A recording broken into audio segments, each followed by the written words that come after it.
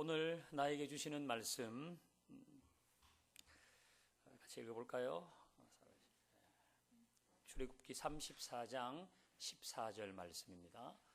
같이 읽어보십시다. 시작. 너는 다른 신에게 절하지 말라. 여호와는 질투하는 하나님.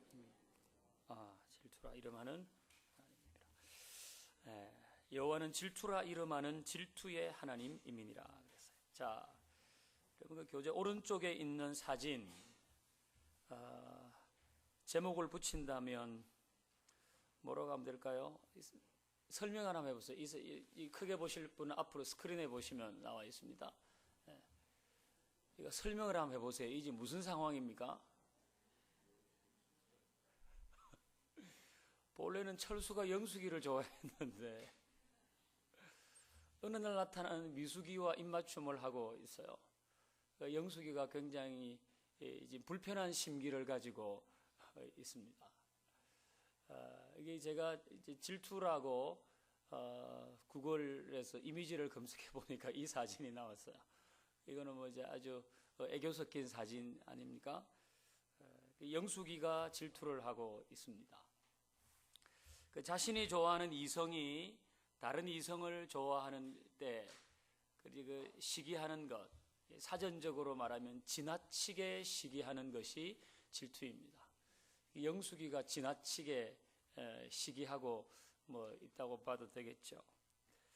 또 다른 사람이 잘 되거나 좋은 위치에 올라갈 때 그것을 시기해서 또 미워하며 깎아내리려고 하는 것, 그게 사전적인 의미로 질투입니다. 이제 질투와 사랑은 자매다. 이게 러시아 속담이라 그럽니다. 질투와 사랑은 자매다. 이게 사랑하기에 질투하는 것이다. 그렇겠죠. 또 이제 어거스틴이 말하기를 질투하지 않는 사람은 사랑에 빠지지 않은 사람이다. 달리 말하면 오직 사랑하는 사람만이 질투를 안다. 여러분은 질투를 해보셨습니까? 여자분들은 질투가 좀 많으신가요? 남자는 질투가 좀 없습니까?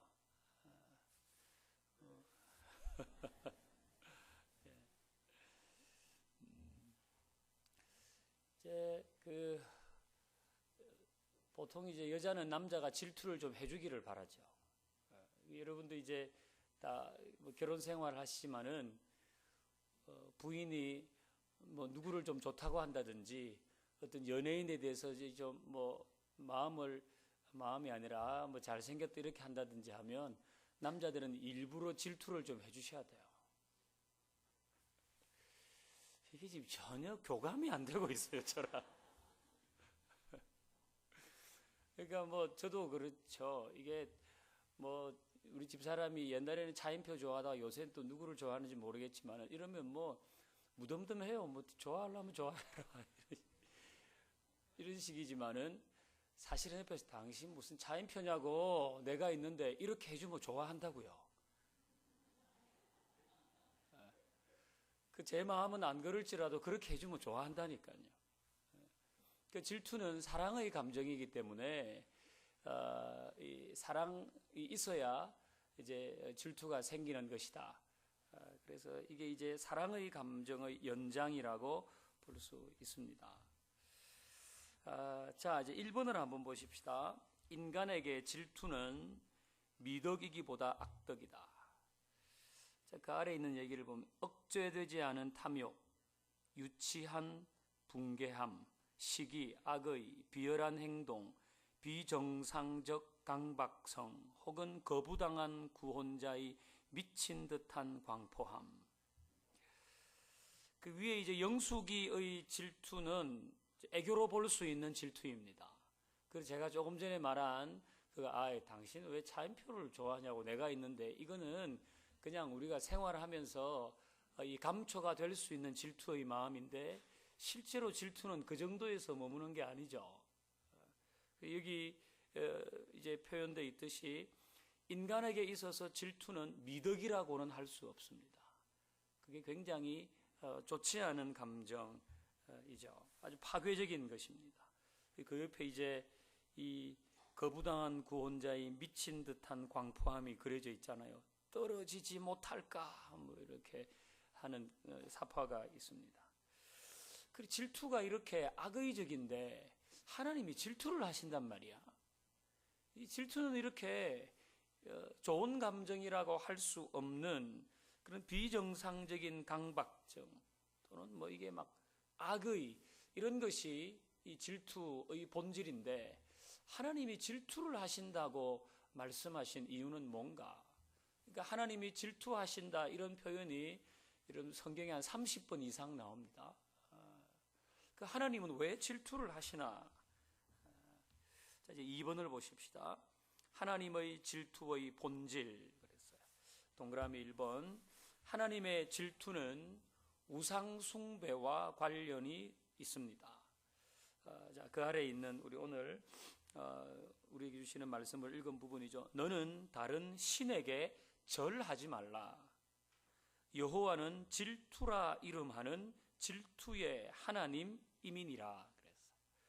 그래서 여호와는 질투라 이름하는 질투의 하나님이다. 하나님께서 이렇게 질투하는 원인은 그 백성의 우상 숭배라는 거죠. 너는 다른 신에게 절하지 말라. 하나님은 질투하는 하나님이다. 그런 겁니다. 이 우상이라고 하는 것은 사람의 마음을 빼앗는 거지 않습니까? 내 마음을 빼앗고 내 생각을 가져가고 나의 모든 관심을 송투리째 빼앗는 겁니다. 다르게 말하면 내 사랑을 가져가는 거죠. 그게 우상입니다. 하나님은 그런 우상에게 나의 사랑과 관심과 마음이 빼앗기는 것이 싫으신 겁니다. 그래서 질투하는 하나님이다. 그렇게 말씀하신 거죠. 나번 보시면 이 시대의 우상들인 쾌락, 대박, 성공, 지향, 어떤 힘, 음란, 황금, 만능 이제 이런 것이 우리 시대의 우상이라고 할 수 있습니다. 사람들은 이런 쾌락과 음란과 황금, 만능이라는 재단에 자신을 바칩니다. 기꺼이 자신을 제물로 바치죠. 이제 그렇게 하는 것은 그런 것들이 일시적인 행복을 주기 때문입니다. 일시적인 행복과 만족을 줍니다. 그렇지만 하나님의 관점은 뭔가 하면 계속 그렇게 했다가는 그 영혼이 황폐화되는 겁니다. 하나님의 자녀가 황폐화되는 거죠. 그래서 그것들에게 마음을 빼앗기는 것을 싫어하시고 수수방관하지 않으신다. 그거 내버려 두지 않습니다. 그렇게 계속 엉뚱한 데 마음을 빼앗기고 가면 하나님 그걸 스탑시키시죠. 그럼 우리는 그것 때문에 하나님이 왜 이렇게 하시냐고, 하나님이 도저히 사랑도 없으신 것 같다고.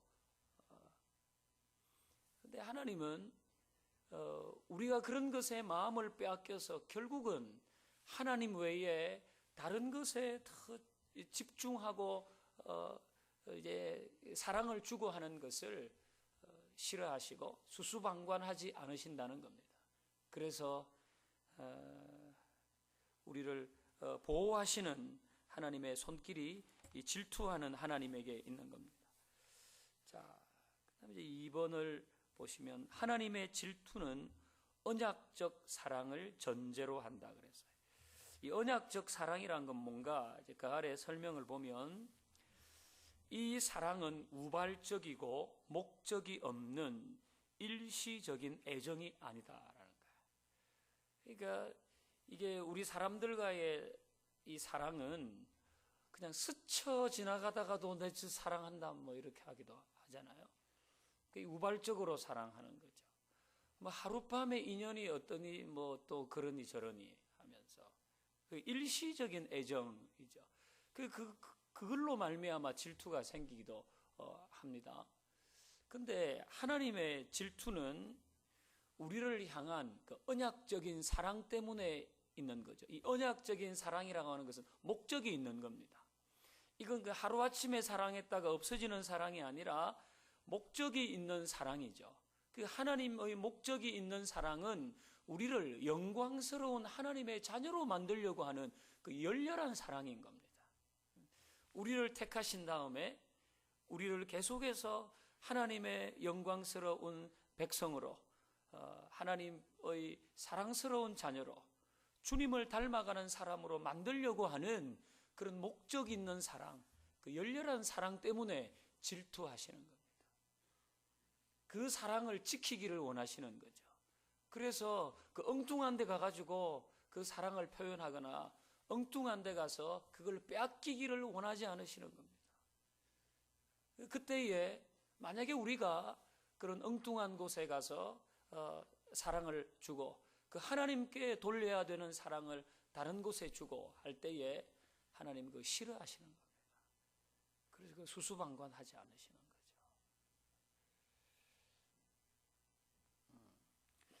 하나님께서 우리를 사랑하신다는 것을 이제 우리는 또 살펴볼 날이 있을 겁니다. 근데 하나님께서 엄청난 사랑을 쏟아부으시잖아요. 이제 그 사랑은 자신의 아들을 내어주신 사랑입니다. 자신의 아들을 내어주신 사랑. 여러분, 아들을 내어주신 사랑, 이거는 우리가 다 부모니까 조금만 생각해 보면 이게 얼마나 깊은 사랑인 줄 알 수 있습니다. 여러분, 집에 강도가 들어와가지고 뭐 이게 뭐라 그러나 집에 있는 거 좋은 거 다 내놔 이렇게 말하지 않고 와가지고 너 집에 있는 막내 애 새끼손가락 한마디만 잘라줘 이러면 그거 할 수 있습니까? 차라리 내 재산을 다 내주지 우리의 손가락 한마디 잘라달라는 거 잘라줄 수 있습니까? 그건 내 재산과도 바꿀 수 없는 겁니다. 저는 우리 애가 어디 가서 헌혈하고 왔다 그러면 그거 왜 네가 하냐 그거 그 덩치 큰 애 좀 시키지 그거 왜 네가 그걸 하고 오냐 이런 마음이 있는 겁니다. 그 헌혈이 좋고 권장해야 되는 거지만 부모의 속마음은 그런 거거든요. 근데 하나님께서 자기의 아들을 내어주셨다. 이거는 측량할 수 없는 사랑입니다. 근데 우리에게 그런 사랑을 부어주셨는데 그 사랑을 받은 우리가 다른 곳에 가가지고 사랑을 한다고 하면 하나님은 그게 싫으신 거예요. 그래서 그걸 단속하시는 겁니다. 그렇게 내버려 두지 않으시는 겁니다. 그렇게 하다가는 완전히 그 한 영혼이 피폐해지기 때문에 그런 거죠. 하나님의 질투는 이게 어떤 이 사람이 가지고 있는 그 불완전한 마음에 의해서 생기는 그것과는 다른 겁니다. 근데 왜 질투라고 표현을 했을까? 이게 보통 신학적으로는 신인동형론이라 그러거든요. 이게 우리 옛날에 사회 시간에 배운 신인동형론하고는 다른 겁니다. 그건 그리스 신화에 나오는 뭐 신들이 사람의 모양과 똑같다 이런 의미인데 지금 방금 제가 말씀드린 신인동형론이라는 것은 하나님에게 있는 우리가 보통 하나님의 손, 하나님의 눈, 하나님의 귀 이렇게 얘기를 하지 않습니까? 그때는 우리가 이해할 수 있도록 하나님이 자신을 표현하시는 겁니다. 하나님의 귀 할 때 우리는 하나님이 들으시는구나 그렇게 이해할 수 있지 않습니까? 하나님의 손 그럼 하나님도 일하시는구나 그렇게 이해하듯이 우리가 이해할 수 있는 단어를 택하다 보니까 질투라는 단어를 택한 거예요. 그 질투가 이게 좋은 감정은 아니잖아요. 그래서 하나님이 질투를 해 이런 분도 계시지만은 사실은 이 질투라고 하는 것에 포함되어 있는 것은 하나님의 자녀인 우리를 지키기를 원하시는 하나님의 마음이 있는 겁니다. 자, 그게 3번에 있죠. 3번을 보시면 하나님의 질투는 사랑하는 자녀를 가장 값지게 보존하려는 하나님의 마음입니다. 하나님의 자녀를 가장 값지게 보존하려는 겁니다. 그러니까 온전하고 영광스럽게 만들려는 열망이 이 질투에 있는 겁니다. 또 그것이 깨어졌을 때 회복하려고 하는 하나님의 열심입니다. 우리를 보존하려고 하는 거죠. 우리를 온전하게 지키기를 원하시는 겁니다. 그리고 우리가 그 사랑을 잃어버렸을 때 다시 그 사랑을 찾으려고 하는 그 마음이 질투하시는 하나님에게 있는 겁니다. 자, 그 가번 말씀을 읽어보면 우리 같이 한번 읽어볼까요? 가번 뒷면에 있습니다. 가번 읽어볼까요? 시작. 그러므로 주 여호와께서 이같이 말씀하셨느니라. 내가 이제 내 거룩한 이름을 위하여 열심을 내어 야곱의 사로잡힌 자를 돌아오게 하며 이스라엘 온 족속에게 사랑을 베풀지라. 아멘. 자, 여기 보면 주 여호와께서 말씀하십니다. 내가 이제 내 거룩한 이름을 위하여 열심을 내어, 하나님이 열심을 내시겠다는 거예요. 열심을 내어 야곱의 사로잡힌 자를 돌아오게 하며 이스라엘의 온 족속에게 사랑을 베풀지라. 에스겔서에 나오는 말씀입니다. 자, 우리 성경 익스프레스를 하면서 배웠습니다. 쭉 구약 시대가 진행되면서 에스겔서의 말씀은 포로로 잡혀가 있는 백성들, 바벨론으로 포로로 잡혀가 있는 그 백성들을 향한 하나님의 말씀이잖아요. 그러니까 하나님 말씀하시는 겁니다. 나의 거룩한 이름을 걸고 내가 열심을 내겠다. 뭘 열심을 내시는가 하면 사로잡힌 자를 돌아오게 하고 이스라엘 온 족속에게 다시 사랑을 베풀겠다. 왜 사로잡혀 갔습니까? 그들이 우상 숭배를 했거든요. 남유다의 역사 속에서 선지자를 통해서 계속 하나님을 사랑하고 그 우상에게 가면 괜히 마음고생하고 몸 망가지고 다 피폐해진다고 선지자들을 통해서 경고하셨지만은 이게 당장 눈에 보이는 것이 좋은 거라고 그들이 우상 숭배를 했다고. 그러니까 하나님께 마땅히 드려야 할 사랑을 다 빼앗긴 겁니다.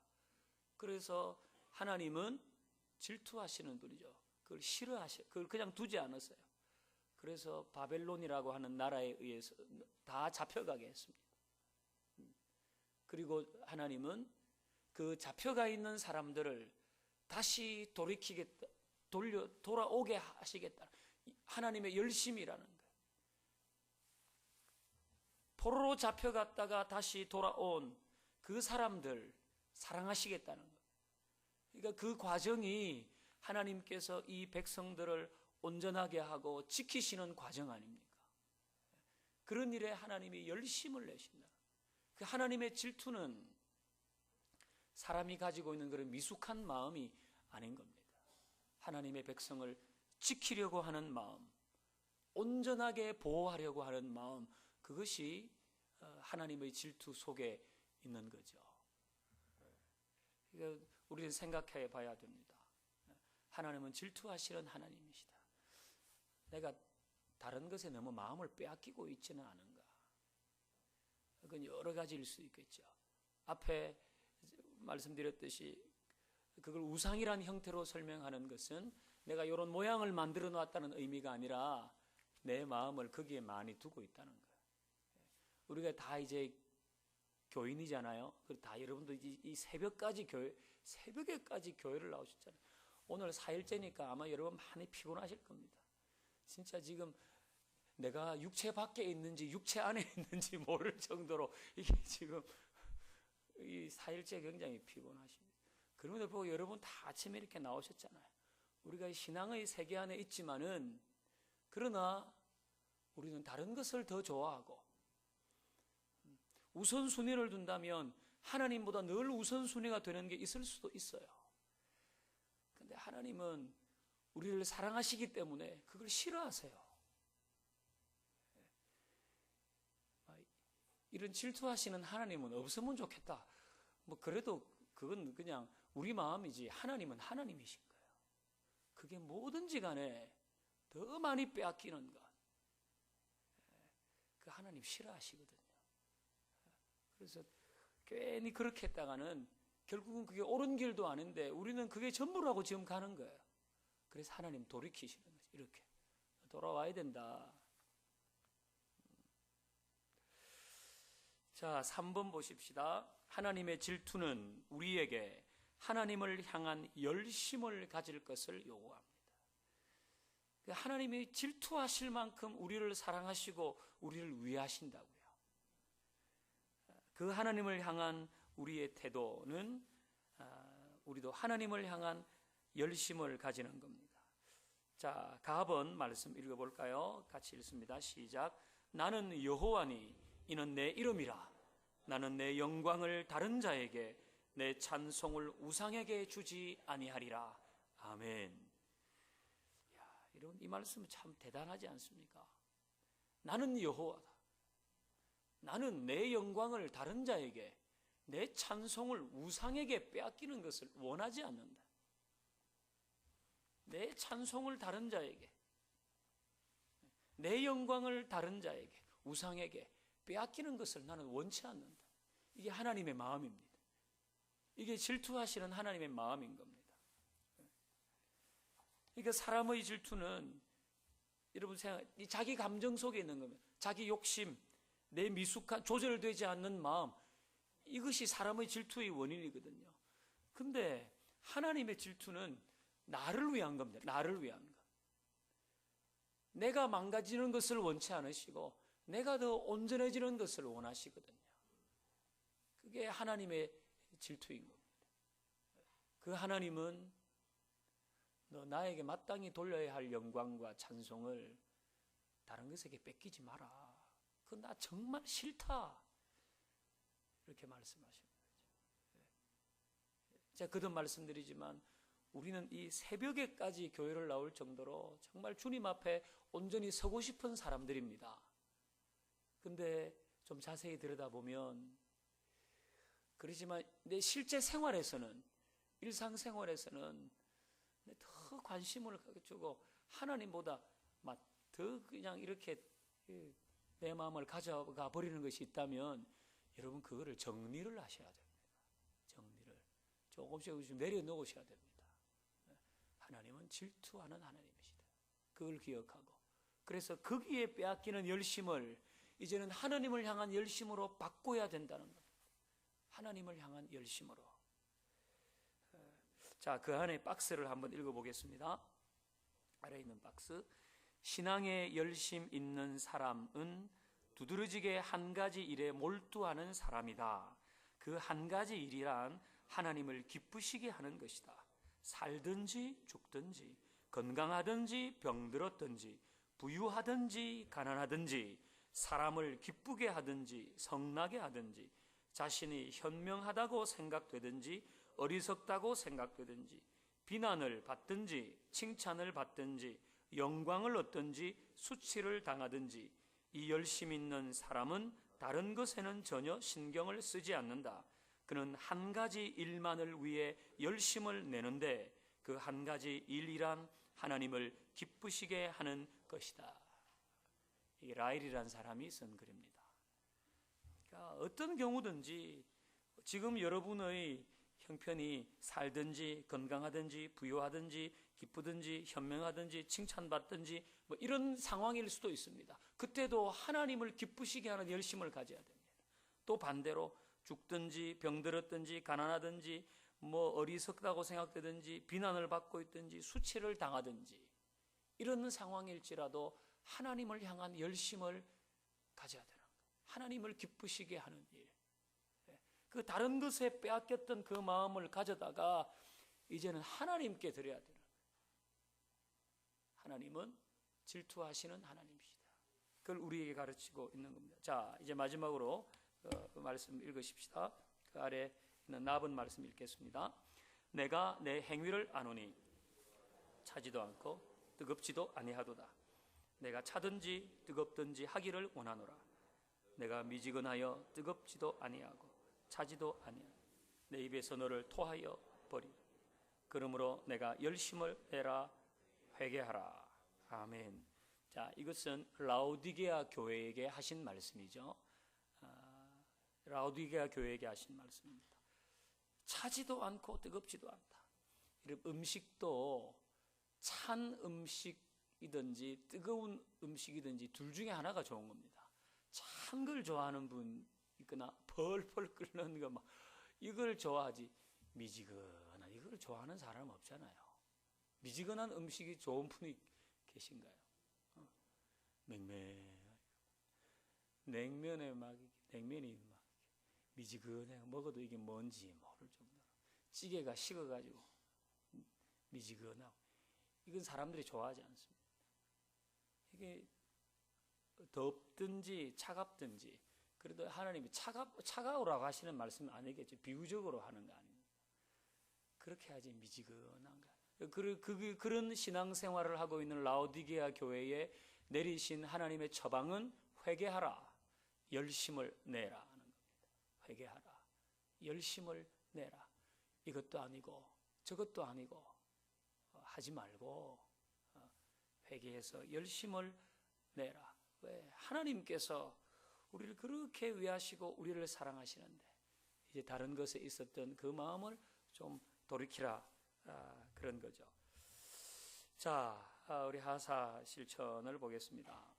하나님을 향한 것보다 내 사랑을 더 많이 빼앗기고 있는 것은 무언가 생각해 봐야 되겠죠. 질투하듯이 열심히 우리를 사랑하시는 하나님께 내가 마땅히 보여야 할 반응은 하나님을 기쁘시게 하는 것입니다. 오늘 하나님을 기쁘시게 할 만한 일을 한 가지씩 실천해 보자 그랬어요. 너무 막연하지 않아요? 뭐 해야 돼요? 주님이 우리에게 말씀하신 두 가지, 하나님을 사랑하고 이웃을 사랑하는 것, 그 중에서 한 가지만 하셔도 하나님을 기쁘시게 하는 것이 되겠죠. 하나님의 질투는 자신의 자녀를 아끼고 보호하시는 하나님의 마음인 겁니다. 그리고 다른 것에 뺏기는 것을 싫어하시고 수수방관하지 않으십니다. 질투하시는 하나님 앞에서 우리도 합당한 선택을 해야 되겠지요. 자, 이제 우리 찬양하십시다.